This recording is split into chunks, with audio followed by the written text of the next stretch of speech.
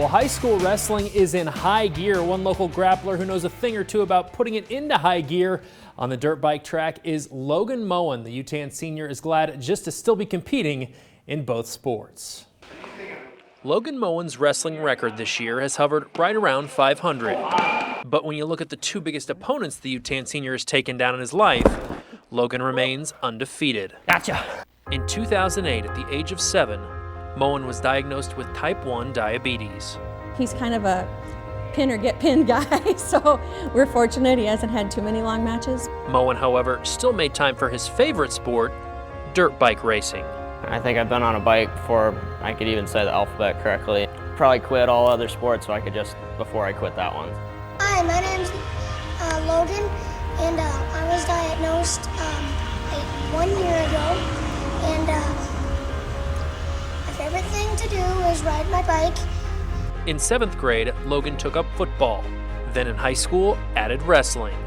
On May 24th, 2018, almost 10 years to the day of his diabetes diagnosis, Logan's life would take another dramatic turn. On the first day of summer break, he had an accident at the dirt bike track in Lincoln. I rolled over and I could feel my right hip that really hurt, and I was like, okay, there's something wrong with you a little bit there.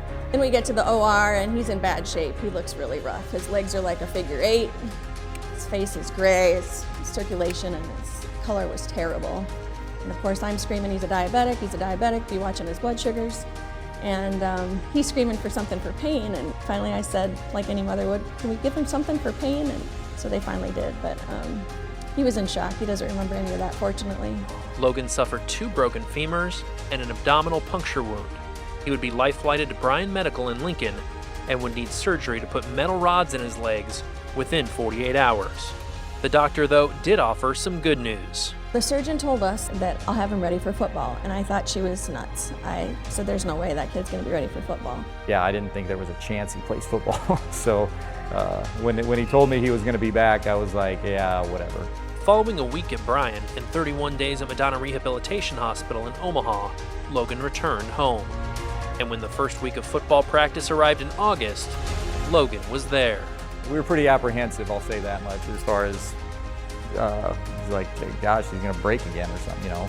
Although he wouldn't be cleared to play in a game until early October, Logan participated in every practice, and when he finally was cleared, he made the most of his opportunity, even picking off a pass. Has never once asked for anything extra or any special treatment. I don't know if it's because he was diagnosed with a chronic illness at age 7, or if it's just who he is personality-wise, but he's always been a fighter, and this just proves it once again. After football, Logan was fully cleared to return to the wrestling mat. Got him. Where he won his first match of the season. Kind of jokingly, I'm like, Logan, you know you gotta bend certain ways for wrestling, right? And that you can't really do right now. And he's like, yeah, I'll just have to not get in those positions. His greatest victory, however, might have come in late October when Logan returned to the same track where the accident occurred to compete in the state championships. You have to go back to it. You can't be afraid forever. Your limits are set by you. That's all there is to it. He always said, I'm not afraid to die, I'm just afraid not to live. He's always said that, and I think that kind of captures what he thinks and believes. Now, Logan also dresses up in a dinosaur costume to go visit some of the friends he made at Madonna who are still there. Next year, he'll go to college where he'll learn how to repair ATVs, motorcycles, and jet skis.